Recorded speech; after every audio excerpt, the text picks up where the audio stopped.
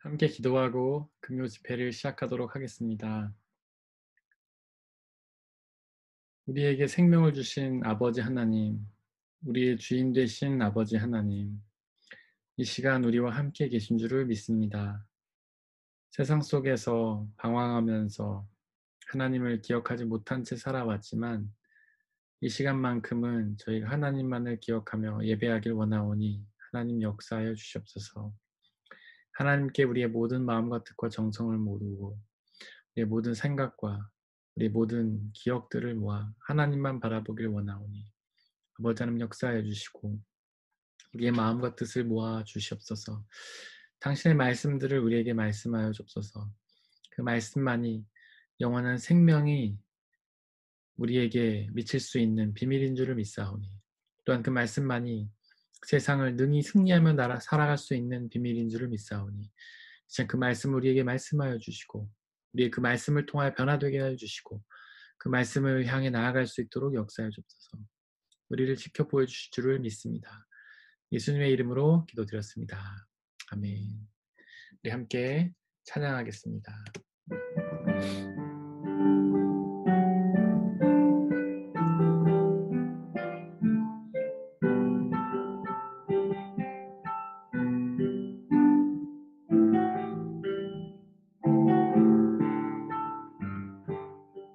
아버지 사랑, 아버지 사랑 내가 노래해. 아버지 은혜 내가 노래해. 그 사랑 변함없으신 거짓 없으신 성실하신 그 사랑 상한 갈 때 꺾지 않으시네. 꺼져가는 등불 끄지 않네. 그 사랑 변함없으신 거짓 없으신 성실하신 그 사랑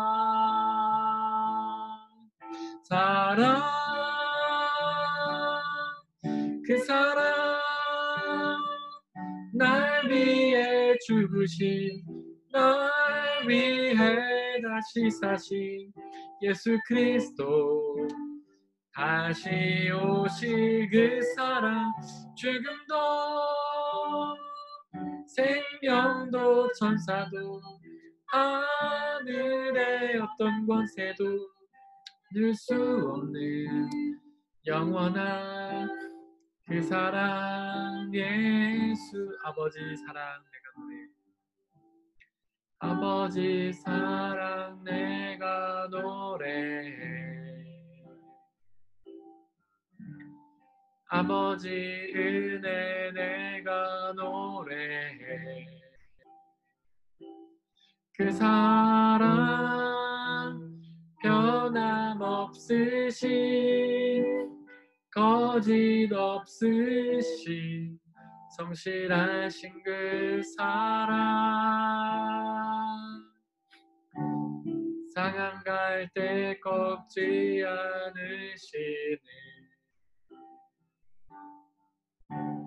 꺼져가는 등불 끄지 않네.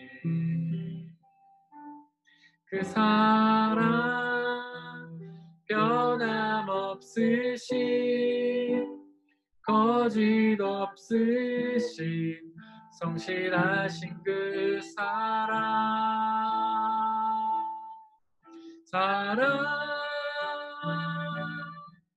그 사랑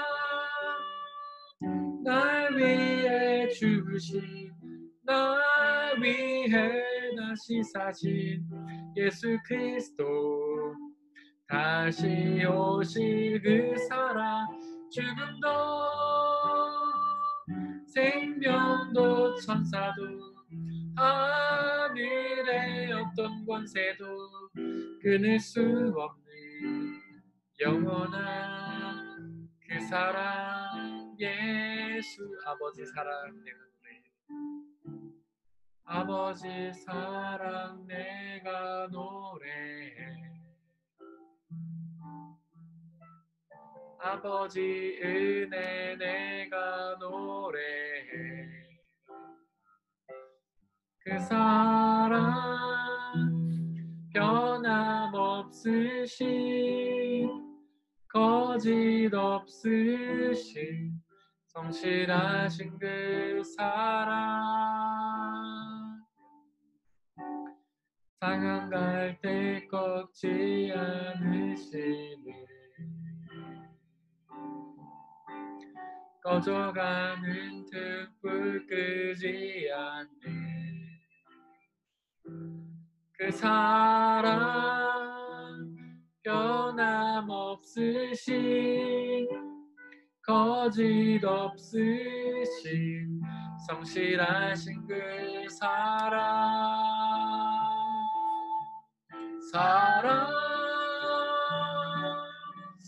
그 사랑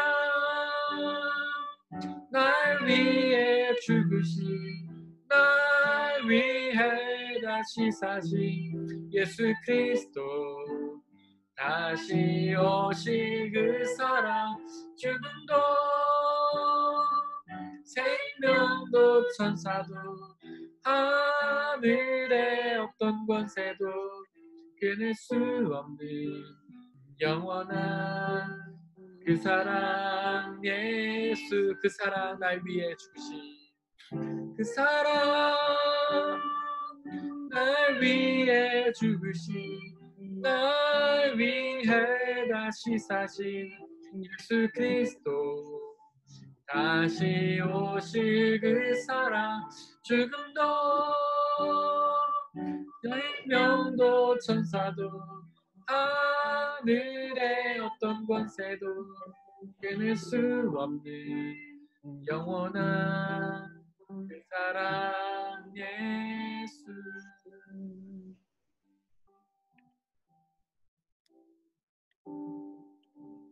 내 구주 예수를 더욱 사랑해.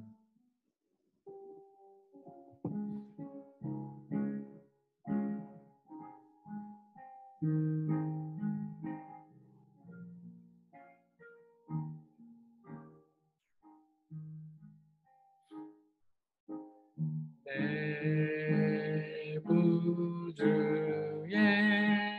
예수를 더욱 사랑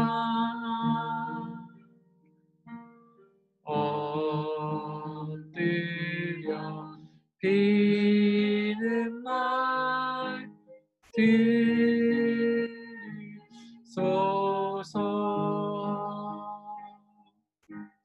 내 진정 소원이 내 구주 예수를 더욱 사랑 더욱 사랑 이전의 세상 나 이전의 세상 나 기뻤어도 지금 내 기쁨은 오직 예수 다만 내 비는 말 내 구주 예수를 더욱 사랑 더욱 사랑 이 세상 떠날 때 이 세상 떠날 때 찬양하고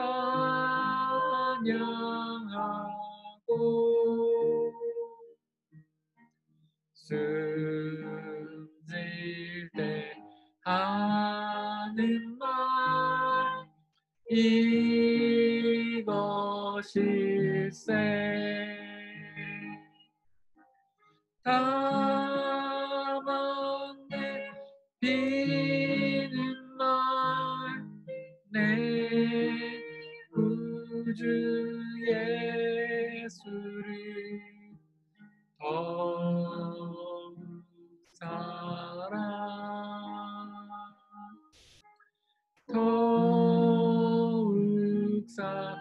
내 구주 예수를 더욱 사랑. 내 구주 예수를 더욱 사랑.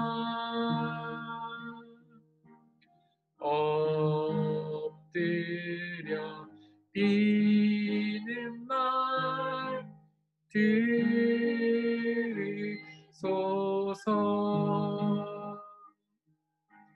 내 진정 소원이 내 구주 예수를 더욱 사랑.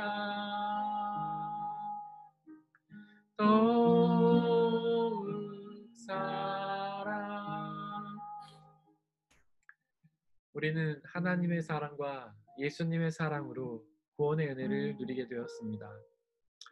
하나님께서 우리를 창조해 주셨지만 우리는 그 창조의 은혜를 배신하고 죄를 지어서 하나님으로부터 멀어지게 되었습니다. 그로 인해 멸망을 당하여 지옥에 떨어지게 되었습니다. 그렇게 당신을 배신한 우리를 하나님께서는 다시 사랑해 주셨습니다. 그 사랑으로 당신 아들 예수 그리스도를 이 땅 가운데 보내주셨습니다. 그 예수님께서는 우리를 사랑하셔서 십자가 위에서 죽으셨습니다. 그 사랑으로 우리는 구원을 얻게 되었고 그로 인해 우리도 하나님과 예수님을 사랑하게 되었다고 고백합니다. 우리 입술의 고백이 진정한 사랑의 고백입니까? 그저 입술의 고백에 그치는 고백은 아닌가요? 우리 마음으로도 진심으로 하나님을 사랑하고 있습니까? 우리 마음으로 진심으로 예수님을 사랑하고 있습니까? 그분이 우리를 배반하셨음에도 불구하고 우리를 사랑해 주신 그 사랑으로 우리는 하나님과 예수님을 사랑하고 있습니까? 아니면 우리의 마음에 조금만 들지 않아도 하나님을 원망하며 불평하는 그런 연약한 사랑은 아닌가요? 하나님께서 당신의 아들까지 최고로 귀한 것까지 우리에게 보내주실 만큼 우리를 사랑하셨는데 우리 또한 그런 사랑으로 하나님을 사랑하고 있습니까? 우리가 가장 사랑하고 있는 그 무엇보다도 하나님을 더 사랑하고 있나요? 우리가 소중히 여기는 놀죄, 명예, 권력보다 하나님을 더 사랑하고 있습니까? 우리가 그토록 중요하게 여기는 우리의 직장보다 하나님을 더 사랑하고 있습니까? 우리가 그토록 사랑하는 취미나 쾌락과 오락보다 하나님을 더 사랑하고 있습니까? 내가 그토록 사랑하는 나 자신보다 나의 자존심보다 하나님을 더 사랑하고 있습니까? 우리의 고백이 그저 입술의 고백이 아니라 진정한 고백이 될 수 있도록 우리가 하나님을 더욱 온전히 사랑하게 해달라고 예수님을 더욱 온전히 사랑하게 해달라고 이 시간에 함께 기도하겠습니다. 아버지 하나님, 이 시간 하나님의 사랑으로 우리가 당신을 사랑하길 원합니다. 그런 인간의 연약한 사랑으로, 인간의 조건부적인 사랑으로, 인간의 제한적이고 유한적인 사랑으로 하나님을 사랑하는 것이 아니라 당신의 전능하시고 완전하신 그 사랑으로 당신을 사랑하길 원합니다. 당신이 우리를 사랑해 주셨던 것처럼 지금 이 순간뿐 아니라 영원히 당신을 사랑하길 원합니다. 당신이 우리를 사랑해 주셨던 것처럼 아무런 조건이 없는 무조건적인 사랑이 되기를 원합니다. 하나님 우리를 사랑해 주셨던 것처럼 그저 조그만 일부의 사랑이 아니라 완전한 영원한 사랑이 되기를 원합니다. 아버지 하나님 역사해 주시고 내려 주셔서 우리의 사랑이 당신의 사랑처럼 크고 놀랍고 완전하고 영원한 사랑이 되게 하여 주셔서 그렇게 당신만을 온전히 사랑하고 당신만을 영원히 사랑하고 당신만을 그 무엇보다도 사랑하고 당신만을 세상의 가치보다 더 사랑하며 나아갈 수 있도록 아버지 역사해 주시옵소서. 당신을 위해서는 세상의 그 무엇도 다 포기하게 하시고 다 그 모든 것들을 다 잃더라도 하나님을 더욱 사랑할 수 있도록 아버지 하나님 역사해 주시고 내려 주시옵소서.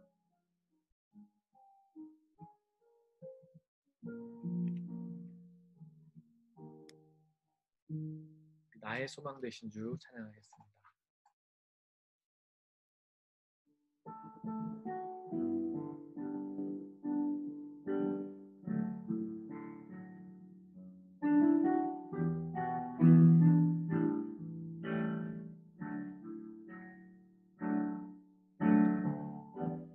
나의 소망 되신 주를 바라봅니다.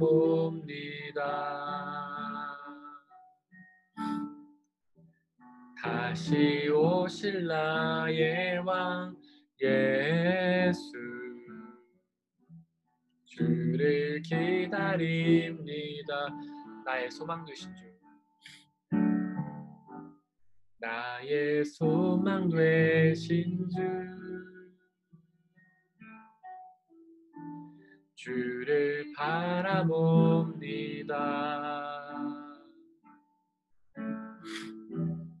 다시 오실 나의 왕 예수, 주를 기다립니다. 밤이나 낮이나 밤이나 낮이나 어제나 오늘도 영원히 주만 찬양해. 괴롭고 슬플 때 낭망하며 넘어져도 언제나 주만 찬양하게. 나의 소망 되신 주, 나의 소망 되신 주, 주를 바라봅니다.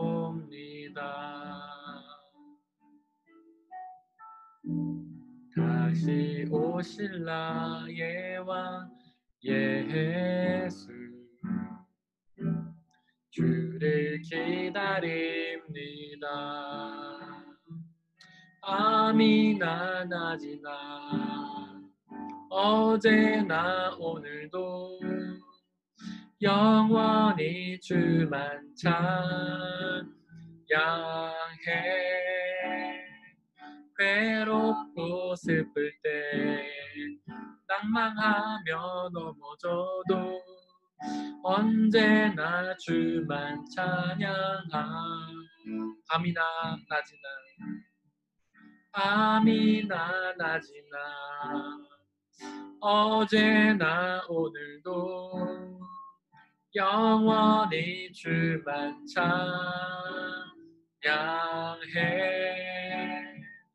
괴롭고 슬플 때 낭망하며 넘어져도 언제나 주만 찬양하.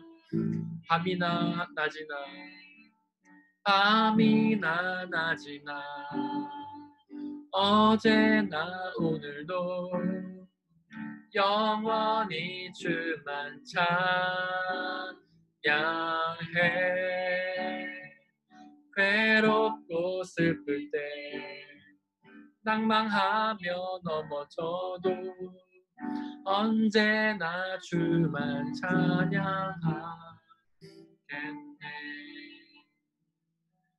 지금 여러분들의 삶은 어떤 순간을 지나고 있습니까? 밤과 같이 어둡고 절망이 가득한 순간입니까? 아니면 나처럼 희망과 기쁨이 가득한 순간입니까? 아니면 괴롭고 슬픈 순간입니까? 낭망하며 넘어지는 순간입니까? 아니면 기쁨으로 뛰노는 그런 순간입니까? 그것이 어떤 순간이든 우리가 해야 될 유일한 행동은 단 한 가지입니다. 바로 언제나 하나님만 바라보고 우리의 모든 소망을 하나님께 두는 것입니다. 어렵다고 해서 좌절하며 하나님을 불신하는 것이 아니라 하나님을 바라보고 도움을 구해야 합니다.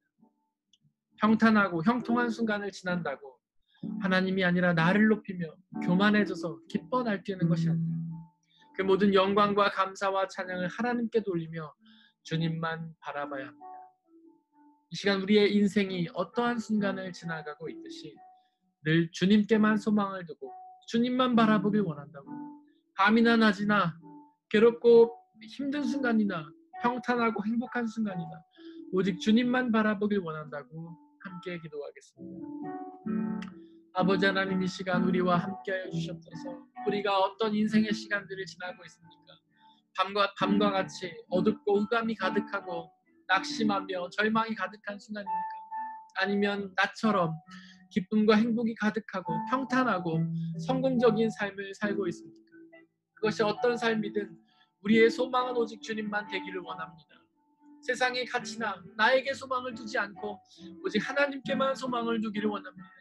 하나님께서 우리와 함께하여 주시고 우리를 구원하여 주시고 우리를 주님의 나라로 부르실 것을 소망하며 하나님 기쁨으로 나아가게 해주옵소서.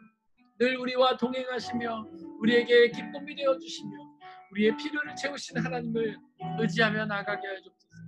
우리의 소망이 오직 주님만 되길 원합니다. 우리의 마음이 오직 주님께 드려지길 원합니다. 우리의 삶의 시선이 오직 하나님을 향하기를 원합니다. 우리의 모든 삶의 목적이 주님이길 원합니다. 아버지 하나님, 역사해 주시고 은혜 내려 주시고 우리의 주인이 되어 주시옵소서. 성령의 충만함을 통하여 우리의 모든 마음과 생각과 모든 뜻 가운데 하나님을 가득 채워 주시고 오직 하나님만 바라보며 의지하며 나갈 수 있는 하나님 그런 복된 시간이 될 수 있도록 아버지 역사하여 주시옵소서.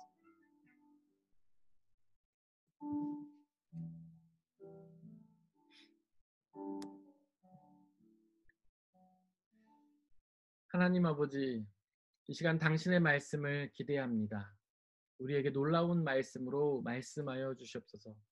그 말씀이 우리의 마음과 심령과 골수를 쪼개고 우리의 잘못된 생각과 우리의 고정관념과 우리의 사람의 지혜와 우리가 의지했던 모든 잘못된 것들을 내려놓고 오직 하나님의 말씀만이 우리 가운데 역사하는 놀라운 시간으로 은혜 내려 주옵소서. 하나님 변화되길 원합니다. 하나님 거듭나길 원합니다. 당신의 말씀을 통하여 우리를 변화시켜 주시옵소서. 당신의 말씀은 살았고 운동력이 있는 줄을 믿사오니 그 말씀을 통해 우리가 새로운 삶을 향해 나아갈 수 있도록 역사해 주옵소서. 당신의 말씀을 기대합니다. 우리 주 예수 그리스도의 이름으로 기도드렸습니다. 아멘. 네, 이 시간 저희가 말씀을 나누려고 하는데요. 먼저 지난주에 저희가 나눴던 말씀 잠깐 요약하고 지나가도록 하겠습니다. 지난주부터 저희가 3장을 시작을 했는데 3장은 욥의 독백이라고 말씀드렸죠. 1장과 2장에서 욥이 큰 고난을 당했는데 그 고난을 당하고 나서 욥이 그 자기의 심정을 고백하는 장면이 바로 욥기 3장이라고 할 수 있습니다. 욥기 3장에는 욥의 여러 가지 고백들과 신앙이 그대로 나타난다고 말할 수 있습니다.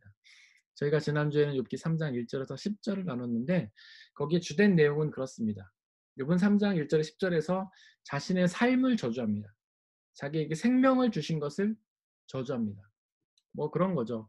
아, 삶이 너무 힘드니까 이 삶 정말 의미 없는 삶이다. 뭐 나쁜 삶이다. 뭐 쓰레기 같은 삶이다. 이런 삶이 왜 있어야 되나? 뭐 이런 식의 말을 한 거죠. 계속해서 자신의 삶을 저주를 합니다. 근데 저희가 그때 나눴던 게 뭐냐면 예수님을 믿는 사람들도 불평을 할 수 있다는 것이에요. 욥은 하나님께서 인정하시는 의인이었잖아요. 그럼에도 불구하고 불평을 했죠. 불평을 했다고 해서 그가 죄인이 된 건 아닙니다. 불평은 죄가 아닌 거예요. 불평은 하나님을 믿기 때문에 불평하는 겁니다. 믿지 않는 사람은 부정을 하죠.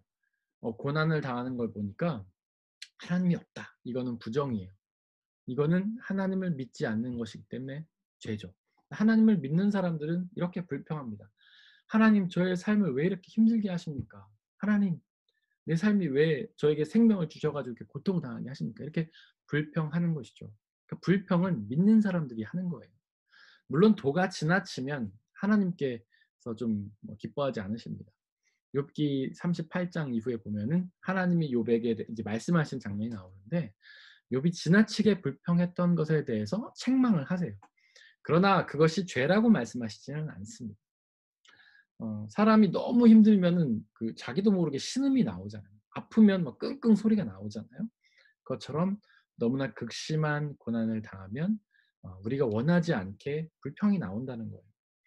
여러분도 신앙생활 하다가 고난을 겪다 보면은 불평이 나올 수 있습니다. 그거는 괜찮다. 하나님을 부인하고 없다고 하지만 않으면 그건 죄가 아니다. 지난주에 그렇게 말씀드렸습니다. 두 번째로는 욥의 고난은 이유가 없는 고난이라고 말씀을 드렸어요. 욥은 죄 때문에 고난을 당한 것이 아니죠. 저희가 나중에 다룰 것이지만 우리가 보통 누군가 고난당하면 저 사람은 신앙적으로 훈련을 받기 위해서 고난을 당하는 거야. 그러니까 고난의 이유가 신앙의 성숙이라는 거죠.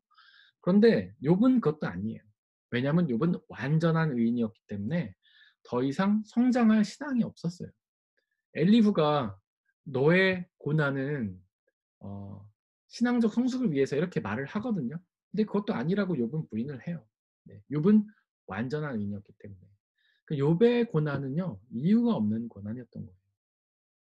이유가 없는 고난이다 그러니까 하나님께서 이유 없이 마치 고난을 괴롭히시는 것처럼 그렇게 이해할 수 있는데, 사람이 볼 때 이유가 없다는 거예요. 하나님께는 분명한 이유가 있습니다. 하나님은 분명한 목적을 가지고 이유를 가지고 욥에게 고난을 주셨어요.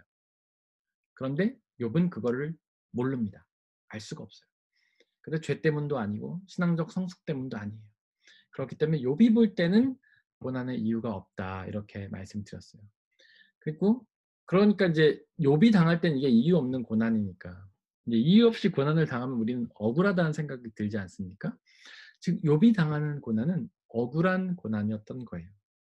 그 다음 포인트, 세 번째 포인트는 그렇다면 이렇게 이유도 없이 억울하게 고난을 당할 때는 어떻게 해야 하는가?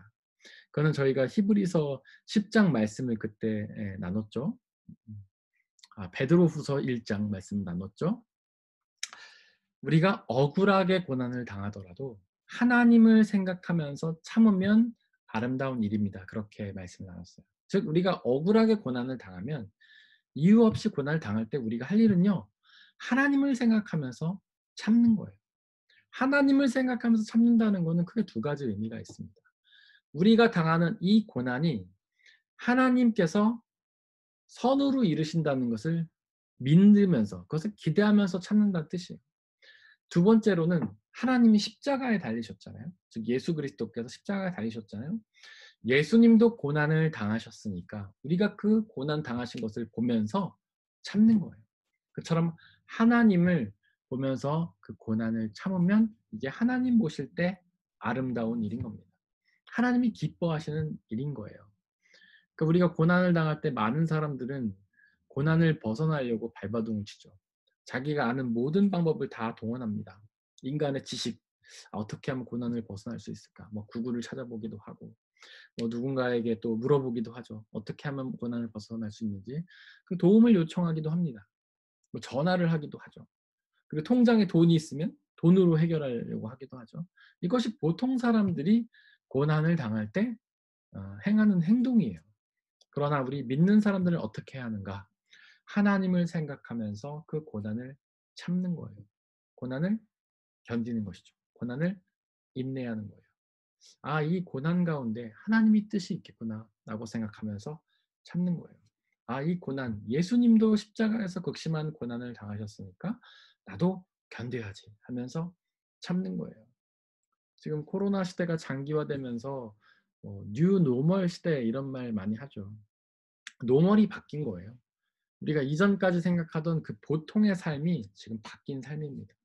이런 변화 속에서, 과도기 속에서 어려움을 당하는 사람들이 굉장히 많습니다. 고난을 당하는 사람들이 많아요.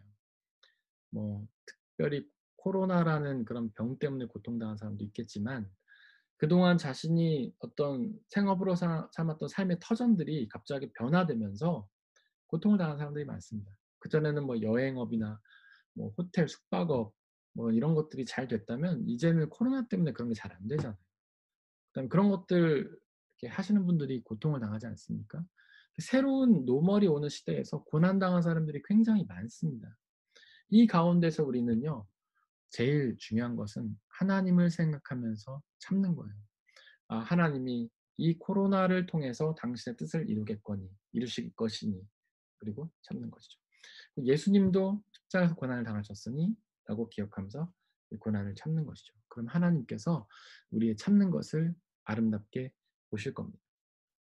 이제 오늘은 제가 3장 11절에서 16절까지 그 말씀을 띄워놨는데 제가 중요한 부분만 한번 읽어보도록 하겠습니다.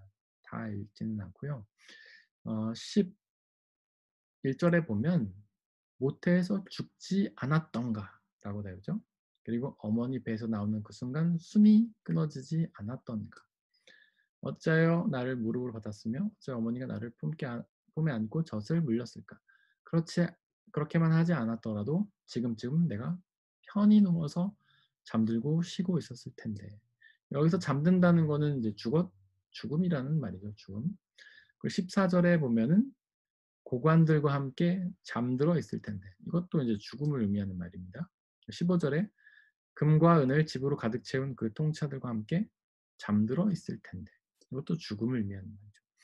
16절 낙태된 핏덩이처럼 살아있지도 않을 텐데.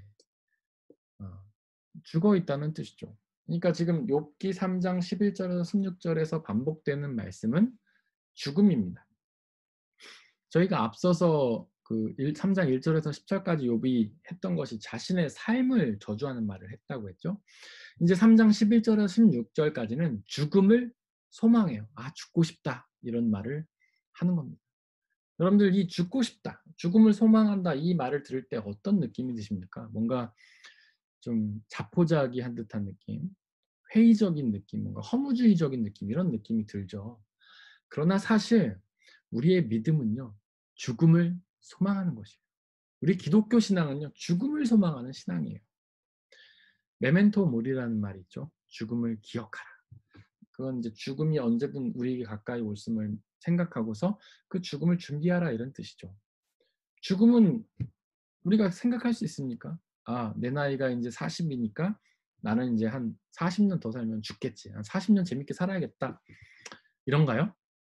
그렇지 않죠. 죽음은 뜻하지 않게 오는 겁니다. 오늘 멀쩡히 살아있다가 오늘 갑자기 죽을 수도 있는 거예요. 어저께 굉장히 충격적인 소식을 저희가 접했죠. 멀쩡히 살아서 열심히 일하시던 우리 박원순 시장님께서 갑자기 주검이 되셨지 않습니까? 너무 충격적이에요, 사실은요. 그렇게 열심히 일하셨던 시장님인데 어쨌거나 그런 죽음, 우리가 뜻하지 않게 다가오는 것이 바로 죽음입니다. 그 다음에 루터는 그 아이슬레벤이라는 도시에서 루터가 태어나고 죽음을 맞이했습니다. 거기에 가면 루터가 돌아가신 집이 있어요. 슈테하우스라고 있는데 거기 가보면 거기에 이렇게 루터가 마지막으로 말했던 유언을 새겨놨습니다. 그게 무슨 말이냐면 호이테미어 모겐디어라는 말이에요. 호이테미어 모겐디어. 이게 마지막으로 했던 유언이에요. 그게 무슨 뜻이냐면 오늘은 나에게 죽음이 오지만 내일은 너에게 죽음이 갈 것이야 라는 뜻이에요. 그러니까 죽음을 늘 기억하라는 것이죠. 죽음이 우리 가운데 있을 수 있다는 겁니다. 바로 우리의 신앙, 우리 기독교 신앙은요. 죽음을 기억하고 죽음을 준비하는 것이 우리의 신앙입니다. 왜 죽음을 준비해야 될까요? 바로 죽음 이후에 심판이 있기 때문에 심판. 무슨 심판입니까? 바로 예수님을 믿는 자들은 천국에 가는 것이고 믿지 않는 자들은 지옥에 가는 심판이죠. 여러분들 어떻게 생각하세요? 이 심판이라는 것을 실감하십니까? 이런 말 들으면 굉장히 추상적으로 관념적으로 생각해요. 아, 심판이 있지? 그리고 그냥 잊어버립니다. 우리의 삶 속에서 별로 기억하며 살지 않아요. 심판은요. 실감해야 돼요. 심판은 분명히 존재하는 겁니다. 우리는 심판대 앞에 분명히 설 거예요. 제가 군대 가는 날 아침에 일어나서 머리 깎고 입소대 앞으로 갈 때까지 실감이 안 가더라고요.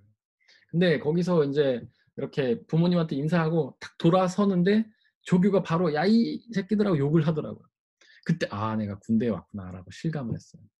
전날까지는 전혀 실감 못했어요. 그 오전까지 머리 깎고 뭐 엄마 아빠랑 같이 맛있는 거 먹고 커피숍에서 차 마시고 전혀 실감을 못했습니다.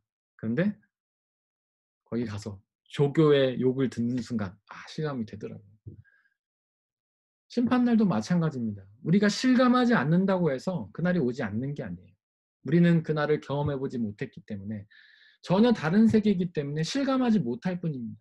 그런데 여러분들 성경은 계속해서 죽음을 기억하고 죽음 이후에 있을 심판을 기억하고 준비해라라고 우리에게 말하고 있어요. 예수님 우리에게 그렇게 말씀하셨잖아요.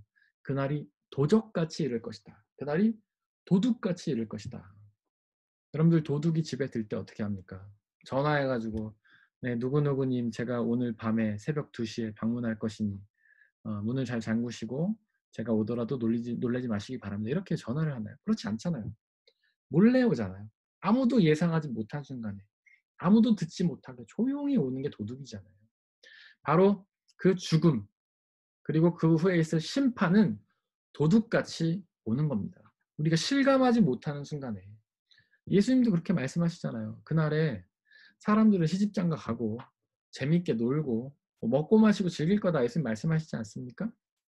왜냐하면 그 죽음이 올 거라는 걸 누구도 실감하고 살지 않기 때문에 그래요. 나는 영원히 살 것 같아요. 난 너무 건강하니까. 영원히 살 것처럼 살죠. 그렇지 않습니다. 죽음은 반드시 우리에게 다가와요. 세월호의 아이들이 그 배에 탈 때에 죽음을 알고 탔겠습니까? 전혀 몰랐죠. 이제 뭐 10대인데 제주도 놀러 가는데 그냥 재밌게 놀자 그러고 간 거 아닙니까? 그리고 배가 기울어 가는데도 죽음을 전혀 실감하지 못했어요. 그러니까 그 배에서 뛰어내리지 않고 계속 있었던 거 아닙니까? 우리는 죽음을 실감해야 됩니다. 언제든 죽을 수 있다는 걸 생각해야 돼요. 내일 우리는 없을 수도 있다는 것을 기억해야 됩니다. 그리고 그 죽음 이후에 심판이 있다는 사실을 반드시 기억해야 돼요. 마태복음 25장에 보면 그 비유가 3개가 나옵니다. 다 뭐냐면 예수님의 심판날에 대한 비유예요. 우리가 하나님 앞에 서서 심판을 받는 그 비유예요.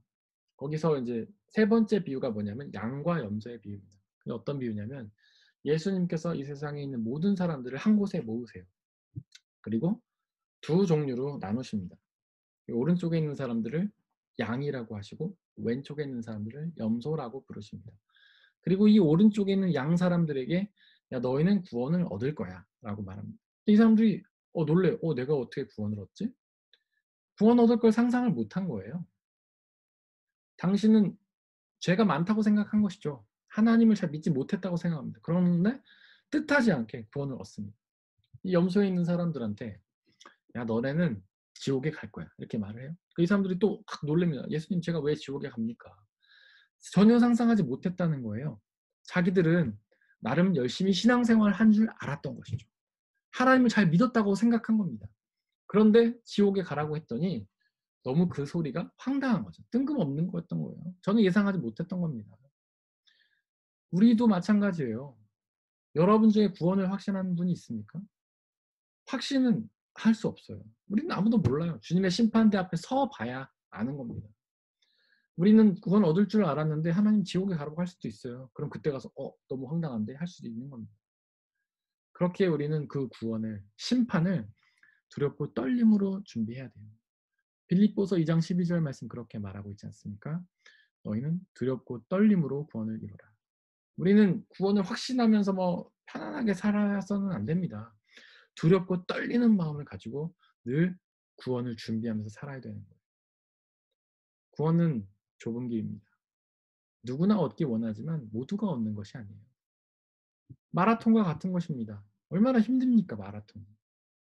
구원은 전쟁과 같은 거예요. 전쟁이 얼마나 치열합니까? 이기지 않으면 지는 게 전쟁이에요. 죽이지 않으면 죽는 게 전쟁입니다. 그처럼 구원 얻기가 어렵다는 거예요. 두렵고 떨림으로 우리는 구원을 이뤄야 되는 거예요. 매 순간 죽음을 기억하면서 죽음 이후에 심판이 있다는 사실을 기억하면서 두렵고 떨림으로 준비해야 하는 것입니다. 그래야만 양과 염소의 비유에서 염소처럼 구원을 얻을 줄 알았는데 얻지 못하는 그런 황당한 상황이 벌어지지 않는 것이죠. 그 다음에 열 처녀의 비유가 나옵니다. 열 처녀의 비유는 어떤 비유입니까? 10명의 처녀들이 있었어요. 5명은 슬기롭고 5명은 어리석습니다. 슬기로운 처녀는 신랑이 올 때 맞이할 수 있는 그런 등불을 많이 준비했어요. 그러니까 신랑이 밤늦게 오니까 등불을 조금 준비했다가 등불이 꺼져버리면 신랑하고 함께 잔치에 못 들어가잖아요. 그래서 슬기로운 처녀들은 기름을 많이 준비했어요. 그런데 어리석은 처녀들은 기름을 조금만 준비했어요. 금방 오겠지 뭐. 하고 준비를 안 한 거예요. 이 이야기의 핵심은 뭡니까? 여기서 신랑은 이제 예수님을 의미하는 것이죠. 재림하실 예수님을 믿음을 준비하고 기다려라 이런 뜻이에요. 여기서 기름이 믿음이죠. 그래서 지혜로운 처녀들처럼 믿음을 충분히 준비하고 예수님이 오신다는 사실을 계속 기다리는 것이 그것이 지혜로운 것이고 믿음을 조금만 준비해 갖고 예수님 안 오시니까 에이 안 오시나 보다 하고 그냥 잠들어 버리는 그런 어리석은 사람이 되지 말라는 거예요. 이 열처녀 비유의 핵심은 예수님이 다시 오심을 기다리라는 뜻이죠. 그런데 여러분들 예수님이 다시 우리에게 오시는 사건 그것이 재림이죠. 근데 예수님이 우리에게 오실 수도 있지만 우리가 예수님께 갈 수도 있어요. 그것이 바로 죽음이죠. 예수님이 다시 오셔서 우리가 심판대 앞에 설 수도 있지만 우리가 죽어서 심판대 앞에 가서 심판을 받을 수 있는 겁니다. 예수님의 재림이나 우리의 죽음은 사실 비슷한 사건이에요. 여기서 핵심 뭡니까? 예수님의 재림도 마찬가지고 우리의 죽음도 마찬가지고 예상할 수 없다는 것이죠. 우리가 뜻하지 않은 순간에 갑자기 오신다는 겁니다. 우리가 안 오실 줄 알고 넋놓고 있으면 우리가 안 죽을 줄 알고 넋놓고 있으면 그때 죽을 수 있다는 거예요. 그러니까 우리는 늘 죽음을 기억하면서 그 뒤에 있을 심판을 준비해야 하는 겁니다. 어떤 사람들은요. 이 세상에서 잘 살기 위해서 믿음을 가져요.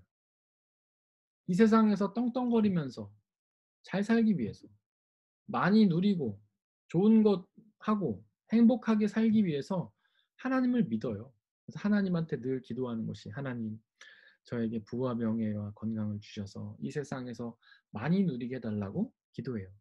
이런 사람들은 이 세상을 살기 위해 하나님을 믿는 것이죠. 그러나 신앙은요. 이 세상에서 살기 위해 믿는 것이 아니라 죽기 위해 믿는 것이에요. 잘 죽기 위해 믿는 것이죠. 그냥 죽는 게 아니라 잘 죽기 위해 믿는 것이죠. 왜냐하면 잘 죽어야 심판을 통과해서 영원한 생명을 얻기 때문입니다. 잘 죽는 게 뭡니까? 예수님을 믿는 믿음을 가지고 죽는 것이 잘 죽는 것이죠. 그러니까 우리가 이 세상을 살 때에 살려고 살지 말고 죽으려고 살아가셔야 합니다. 여기서 아마 오해할 분은 없으실 것 같지만 여기서 죽음을 소망하면서 살라, 나를 죽이면서 살라 이런 말씀의 뜻은요. 극단적인 선택을 하라는 뜻이 아닙니다. 실제로 나의 목숨을 끊으라는 뜻이 아니에요. 나의 생명을 끊는 것은 죄죠. 생명은 우리의 것이 아니잖아요. 하나님이 우리에게 선물로 주신 거잖아요. 그 선물로 주신 삶을 내가 의미로 처리하는 것은 그건 교만한 죄예요. 여기서 의미하는 건 그런 것이 아닙니다. 바로 나의 자아를, 나의 욕심을, 나의 쾌락을 죽이면서 살라는 것이에요. 나의 쾌락을 죽이고 하나님의 뜻대로 사는 것이죠. 나의 욕망을 죽이고 하나님이 원하신 대로 사는 거예요. 나의 자아를 죽이고 나의 자존심을 죽이고 오직 하나님만 높이며 사는 것이 바로 자신을 죽이는 삶입니다. 예수님의 제자들이 다 그러지 않았습니까? 예수님도 마찬가지죠. 예수님은 십자가 위에서 자기 자신을 죽이셨죠. 사도 바울도 마찬가지예요. 초대교회 성도들도 마찬가지예요. 그들은 예수님을 믿고 모든 재산을 다 하나님께 헌물을 했습니다. 그 얘기는 뭐냐면 자기 자신의 모든 욕망과 쾌락을 다 버렸다는 거예요. 자기 자존심도 버렸다는 것이죠. 그리고 하나님께 나아갔다는 겁니다. 여기서 우리가 착각하지 말아야 될 것은 오해하지 말아야 될 게 뭐냐면 기독교는 쾌락주의는 아니라는 거예요. 아닙니다. 기독교는 금욕주의는 아니라는 거예요. 우리는 금욕주의가 아닙니다.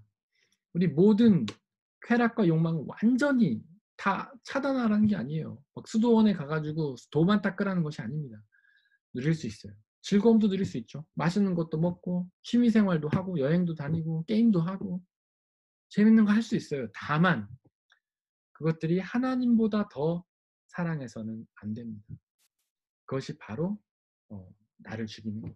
우리 자존심 어느 정도 세울 수 있죠. 그러나 하나님보다 더 세워서는 안 되는 거예요. 하나님보다 더 하지 않는 것 이게 핵심입니다. 아주 어려운 일이죠 사실은요. 금욕주의에 빠지지 않으면서도 나 자신을 죽이고 하나님을 높여드리는 것. 이것이 우리 기독교인들이 살아야 될 영적인 긴장감입니다. 참 어렵죠 균형 잡기가. 그래서 저는 신앙을 가끔 고공줄타기에 비유를 합니다. 고공줄타기 아시죠? 줄 위에 사람이 올라가요. 이렇게 팔을 뻗고 균형을 잡습니다. 조금만 틀어지면 그냥 넘어가는 거예요. 끊임없이 조절을 해야 됩니다, 이거를. 금욕주의가 되지 않기 위해서, 그러나 내 아이의 욕망과 쾌락과 자존심이 주님보다 앞서지 않기 위해서 우리는 끊임없이 이거를 조절을 해야 돼요. 어렵죠. 힘든 삶이죠. 그러니까 구원의 길은 좁은 길이 아니겠습니까? 그렇다면 여기서 질문이 하나 생깁니다. 왜 우리는 나를 죽이면서 살아야 될까요? 그 이유는 바로 내가 죄의 본질이기 때문입니다. 신학자 어거스틴이 그렇게 말했죠. 죄는 곧 교만이다. 그러니까 교만이란 건 나를 내세우는 태도죠. 죄는 곧 나를 내세우는 태도인 겁니다.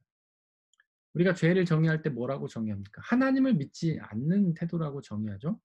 죄는 하나님을 믿지 않고 다른 존재를 믿는 것인데 바로 나를 믿는 거예요. 나의 지식을 믿는 겁니다. 나의 뜻대로 사는 거예요. 나의 욕망을 최우선의 가치로 두는 겁니다. 태초에 하나님이 천지를 창조하시고서 아담과 하와를 이제 지으셨죠. 그리고 동산 중앙에 있는 나무 두 개가 있어요. 생명나무와 선악을 알게 하는 나무. 이 중에 생명나무는 먹어도 되지만 선악을 알게 하는 나무는 먹지 말라.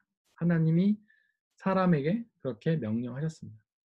사람이 먹잖아요. 이 선악을 알게 하는 나무를. 왜입니까? 내가 먹고 싶으니까 먹었어요. 하나님의 명령보다도 내 생각이 더 중요하니까 먹었어요. 그 두 번째로는 선악을 알게 하는 것이 선악의 판단은 오직 하나님만 하는 건데 이게 내가 하고 싶으니까 선악을 내가 판단하고 싶으니까 그 선악과를 먹은 거예요. 그러니까 주어가 납니다 다. 그전에는 하나님이 야 이렇게 하면은 선이야 이렇게 하면 악이야 이제 정해 주셨어요. 근데 그거를 먹고 나서는 이제 자기 마음대로 판단합니다. 아 이거는 선이야 이거는 악이야. 자기 마음대로 판단해요. 선악과를 먹기 전에는 그들이 다 벗고 있었지만 부끄럽다고 생각하지 않았어요. 하나님은 그거를 악이라고 말씀하지 않았기 때문에 그래요. 벗고 지내는 게 하나님 보시기엔 선이었기 때문이죠. 선악을 알게 한 나무를 먹고 나서 그들은 바로 옷을 지어가지고 몸을 가렸어요. 왜냐하면 그들이 볼 때 그거는 악이거든요. 하나님의 판단과 달라요. 하지만 자기 마음대로 판단한 겁니다. 그러면서 하나님과 다른 길을 가게 되죠. 이처럼 내가 주인인 것이 바로 죄예요. 여러분들이 죄냐 아니냐 판단하기 위해서는 주어가 뭔지를 보면 됩니다. 아, 내 인생 내가 마음대로 살 거야. 이러면 죄입니까 아닙니까? 죄죠. 내 인생 하나님이 뜻하신 대로 살 거야. 이러면 죄입니까 아닙니까? 죄가 아니죠. 그건 믿음이죠. 하나님 뜻대로 하나님이 주어가 하나님이잖아요. 그런데 이런 게 있어요. 하나님 저에게 이런 능력이 필요합니다. 하나님 주세요. 하나님 저에게 세상의 가치가 필요합니다. 이걸 주세요. 이렇게 하면 뭡니까? 하나님 내가 이게 필요해요. 내가 주어잖아요. 하나님 그냥 부르는 호칭일 뿐이에요. 그냥 우리가 부르고 싶은 그 도구일 뿐이에요. 주어가 납니다. 하나님께 기도를 하지만 기도함에도 불구하고 주어가 나라면 그건 죄인 거예요. 우리는 기도면은 다 믿음이라고 생각하죠. 그렇지 않습니다. 기도하고 예배하고 말씀 읽으면서도 주어가 여전히 나라면은요. 우리는 죄 가운데 있는 거예요. 교회를 다니는 것과 구원을 얻는 것은 다른 문제입니다. 교회를 다닌다고 다 구원을 얻는 것이 아니에요. 예수님도 그렇게 말씀하셨죠. 나더러 주여 주여 하는 자가 다 구원을 얻을 것이 아니다. 주어가 하나님이어야 됩니다. 주어가 나면 안 돼요. 여러분들의 모든 기도의 제목들, 여러분들의 모든 고백들의 주어가 바로 하나님이 되셔야 합니다. 그래야 우리는 가능해요. 바로 내가 이 죄의 본질이기 때문에 나를 죽여야지 구원을 얻을 수 있는 겁니다. 이 나를 죽이는 것이 바로 회개예요. 주어를 나에서 하나님으로 바꾸는 것이 바로 회개예요. 내가 살아있으면 우리는 계속해서 나를 의지합니다. 하나님을 의지하지 않아요. 하나님이 아니라 다른 존재를 의지하는 것이 무엇이죠? 바로 우상숭배죠. 우리는 그렇게 주어가 여전히 나라면 그 나를 의지하면서 하나님이 아닌 나를 믿는 우상숭배의 죄를 범하게 되는 겁니다. 이 시간에 우리 함께 찬양하며 기도하기를 원합니다.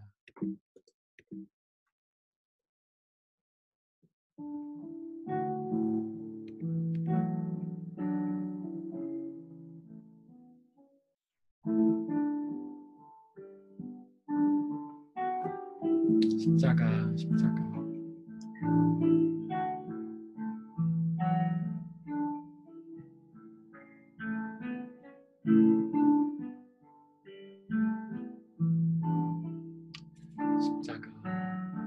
십자가,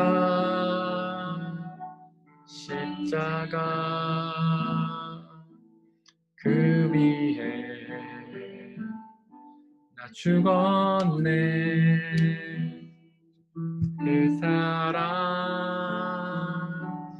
내 속에 강같이 흐르네. 십자가, 십자가, 십자가, 그 위에 나 죽었네. 그 사랑 내 속에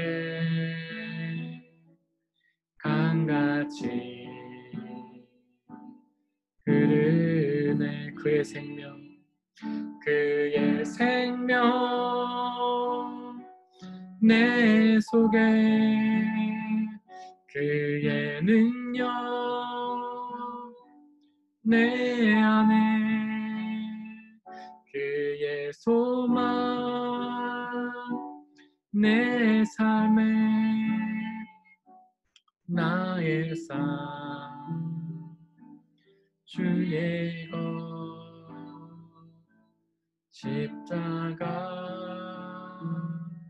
십자가,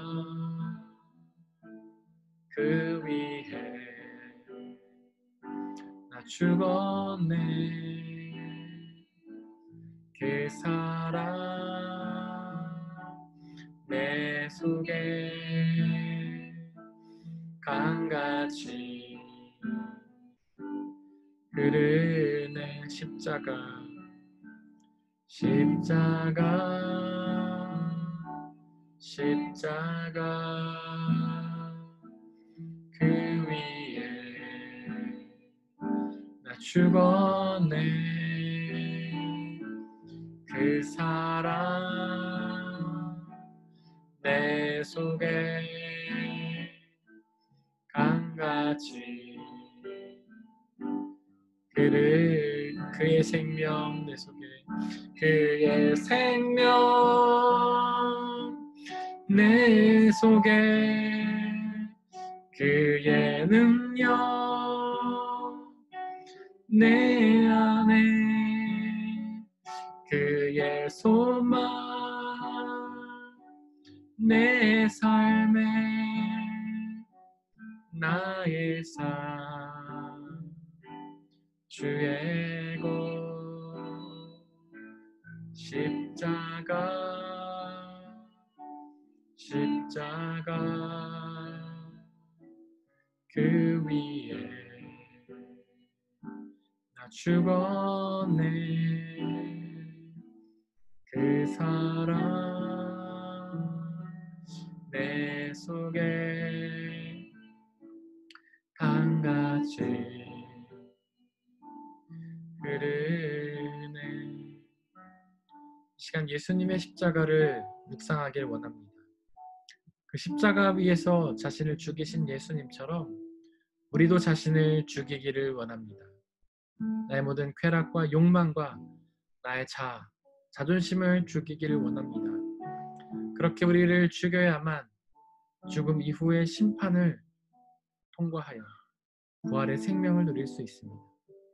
예수님처럼 자신을 죽이고 온전히 예수님만 믿고 의지하게 해달라고 시간 함께 기도하겠습니다. 아버지 하나님, 십자가 위에서 자신을 죽이신 예수님처럼 우리도 우리 자신을 죽이길 원합니다. 죄의 근원인 우리 자신을 죽이길 원합니다.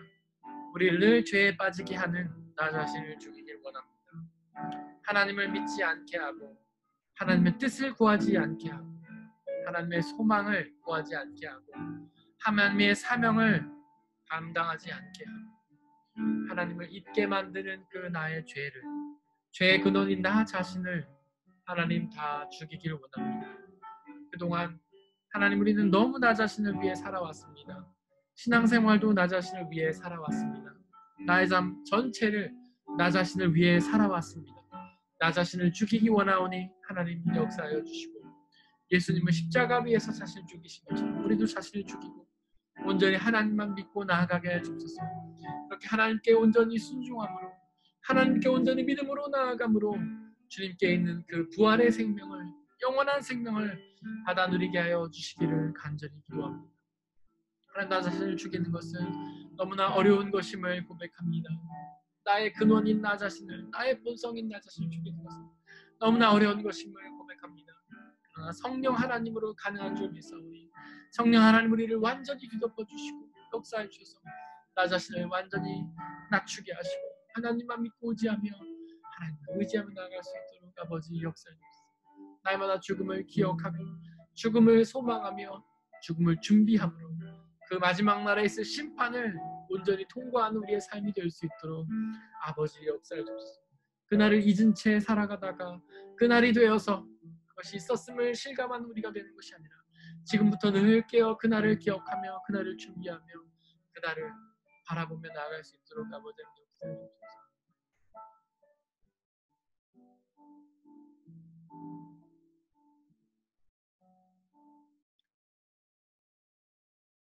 하나님 아버지, 우리의 삶이 이 세상을 살아가는 것처럼 사는 삶이 되지 않게 하여 주옵소서. 이 세상을 살기 위해 사는 삶이 되지 않게 하여 주옵소서. 이 세상을 살만 나기 위해 사는 삶이 되지 않게 하여 주옵소서. 이 세상에서 많은 것들을 받아 누리며 많이 먹고 많이 즐기고 재밌게 사는 그런 삶을 살려고 하지 않게 하여 주옵소서. 우리의 삶이 우리를 죽이는 삶이 되게 하여 주시고 나아가서 하나님을 온전히 믿는 삶이 되게 하여 주옵소서. 나의 쾌락과 나의 욕망과 나의 모든 자아와 고집과 나의 자존심을 내려놓고 오직 하나님을 믿고 의지하며 하나님을 소망하며 하나님만 바라보며 나아가는 삶이 되게 하여 주시고, 우리가 죽음 이후에 맞이할 심판의 날에 그 심판을 통과하여 하나님께 잘했다 칭찬을 받고 하나님과 함께 영원히 사는 삶 살 수 있도록 역사해 주옵소서.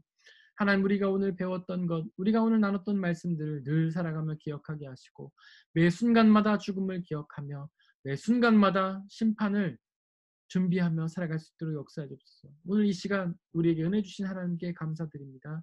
이 모든 말씀 우리 주 예수 그리스도의 이름으로 기도드렸습니다. 아멘.